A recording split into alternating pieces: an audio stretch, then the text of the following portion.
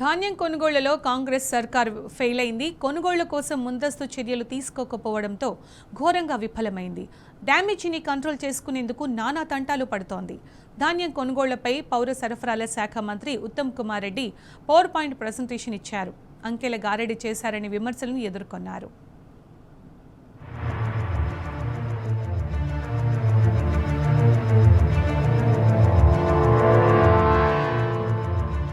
వరి ధాన్యం కొనుగోలుపై రేవంత్ సర్కార్ అపప్రదను మూటగట్టుకుంది. ధాన్యం కొనుగోళ్లు, రైతులకు చెల్లింపుల్లో వాస్తవాలు, గత రికార్డులను దాచేసింది. వారికి అనుకూలమైన లెక్కలు మాత్రమే మంత్రి ఉత్తమ్ వెల్లడించారు. తప్పుడు లెక్కలు, అబద్దాలతో ధాన్యం కొనుగోళ్లలో వైఫల్యాల్ని కప్పిపుచ్చుకునే ప్రయత్నం చేశారు. ధాన్యం సేకరణకు సంబంధించి మంత్రి ఉత్తమ్ మాట మార్చారు.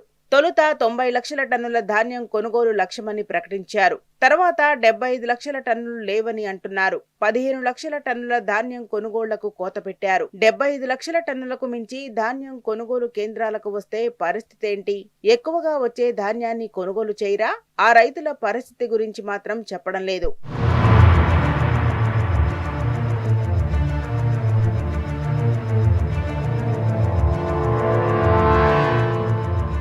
గత యాసంగిలో 74.23 లక్షల టన్నుల ధాన్యాన్ని కాంగ్రెస్ ప్రభుత్వం కొనుగోలు చేసింది. ఈ సీజన్లో 75 లక్షల టన్నుల లక్ష్యం పెట్టుకుంది. ఇప్పటి వరకు 60 లక్షల టన్నులు మాత్రమే కొనుగోలు చేసింది. బీఆర్ఎస్ సర్కార్ 2020-21 యాసంగిలో నిండు కరోనా సమయంలో 92.33 లక్షల టన్నుల ధాన్యం కొనుగోలు చేసింది. కరోనా మహమ్మారి విజృంభణ, మరోవైపు లాక్డౌన్ పరిస్థితులు, లారీ కొరత, హమాలీల కొరత, ఇలా అన్ని సమస్యలే. అయినప్పటికీ రైతులకు ఎలాంటి ఇబ్బందులు లేకుండా రికార్డు స్థాయిలో 92.39 లక్షల టన్నుల ధాన్యం కొనుగోలు చేసింది. ఇప్పుడు అన్ని సవ్యంగా ఉన్నా, ఎలాంటి సమస్యలు లేకపోయినా 75 లక్షల టన్నుల ధాన్యం కొనుగోలు చేసేందుకు కాంగ్రెస్ సర్కార్ నానా తంటాలు పడుతోంది.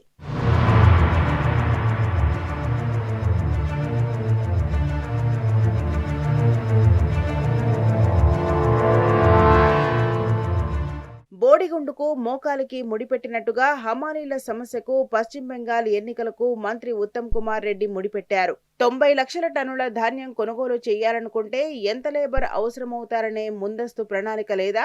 పశ్చిమ బెంగాల్ ఎన్నికలు ఒక్కరోజులో ప్రకటించి నిర్వహించారా? అక్కడ ఎన్నికలు ఉన్నాయని తెలిసినప్పటికీ ప్రత్యామ్నాయ ఏర్పాట్లు ఎందుకు చేయలేదు? కరోనా సమయంలో బీఆర్ఎస్ సర్కార్ ప్రత్యేక రైళ్లు ఏర్పాటు చేసి ఇతర రాష్ట్రాల హమాలీలను తెలంగాణకు తీసుకొచ్చి ధాన్యం కొనుగోలు చేయించింది. అలాంటి జాగ్రత్తలు ఎందుకు తీసుకోలేదు? ముందస్తు చర్యలు తీసుకోకుండా బెంగాల్ ఎన్నికలపై నెపం నెట్టడమేంటి అనే విమర్శలొస్తున్నాయి.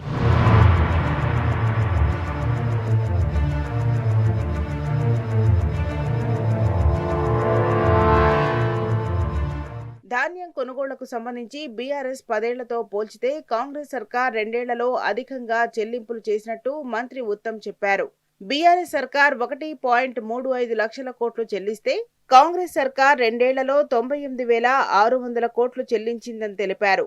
బీఆర్ఎస్ 10 ఏళ్లలో 1.55 లక్షల కోట్లు చెల్లించింది. తెలంగాణ ఏర్పడిన తర్వాత తొలి 5 ఏళ్లు రాష్ట్రంలో సాగునీటి కొరతతో వరి సాగైంది అంతంత మాత్రమే. కాళేశ్వరం ప్రాజెక్టు అందుబాటులోకి రావడం, మిషన్ కాకతీయతో చెరువులు పూడిక తీయడం, పెండింగ్ ప్రాజెక్టులను పూర్తి చేయడంతో 2019 నుంచి రాష్ట్రంలో ధాన్యం ఉత్పత్తి, కొనుగోళ్లు భారీగా పెరిగాయి. కాంగ్రెస్ సర్కార్ మాత్రం అన్నిటినీ కలిపి బీఆర్ఎస్ పై బురద జల్లే కార్యక్రమం చేస్తుంది.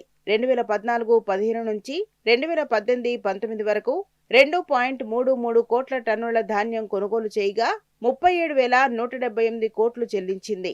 ఆ తర్వాత 5 ఏళ్లలో అంటే 2019-20 నుంచి 2023-24 వరకు 6 కోట్ల టన్నుల ధాన్యం కొనుగోలు చేయగా 1.18 లక్షల కోట్ల రూపాయలు రైతులకు చెల్లించింది.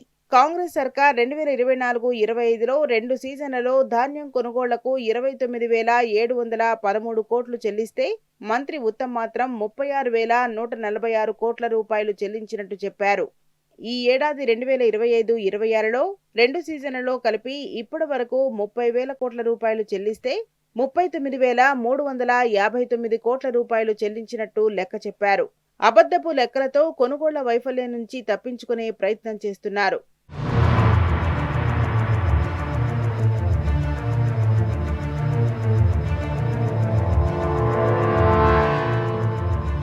లేక మద్దెలోడు అన్న చందంగా కొనుగోళ్ల వైఫల్యాల్ని కేంద్రంపై నెట్టి చేతులు దులుపుకునే ప్రయత్నం చేస్తున్నారు.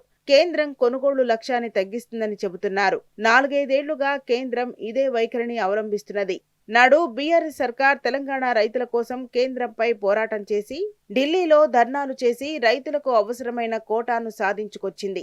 కాంగ్రెస్ సర్కార్ లేఖలు, ప్రెస్ నోట్లు, వినతి పత్రాలతో సరిపెడుతూ కేంద్రం ఇస్తలేదని చెప్పుకున్నది. కేంద్రం లక్ష్యాన్ని తగ్గిస్తే కాంగ్రెస్ సర్కార్ ఎందుకు నిలదీయడం లేదు? ఢిల్లీ వెళ్లి ఎందుకు ధర్నాలు చేయడం లేదు?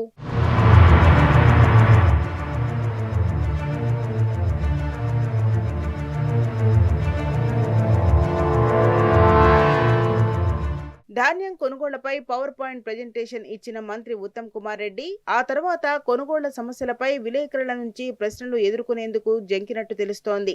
మీడియా ప్రతినిధులు ప్రశ్నలు అడుగుతుండగా మంత్రి అర్ధాంతరంగా లేచి వెళ్లిపోయారు. కొనుగోళ్లలో ప్రభుత్వ వైఫల్యాన్ని గుర్తు చేస్తూ టీ న్యూస్ ప్రతినిధి అడిగిన ప్రశ్నలకు మంత్రి సమాధానం చెప్పలేకపోయారు. వాటిని దాటవేసే ప్రయత్నం చేశారు. టీ న్యూస్ ప్రతినిధి అడిగిన ప్రశ్నకు సమాధానం చెప్పకుండా మరో ప్రతినిధి అడిగిన ప్రశ్నకు సమాధానం చెప్పే ప్రయత్నం చేశారు.